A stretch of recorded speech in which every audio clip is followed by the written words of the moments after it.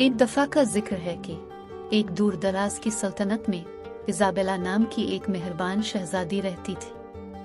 वो एक जालिम मलिका की बेटी थी जिसने सिया जादू के जरिए तख्त पर कब्जा किया था। इजाबेला की सौतेली माँ मलिका ने बहुत ताकत के साथ हुकूमत की, सल्तनत को खौफ और मायूसी की जगह में बदल दिया।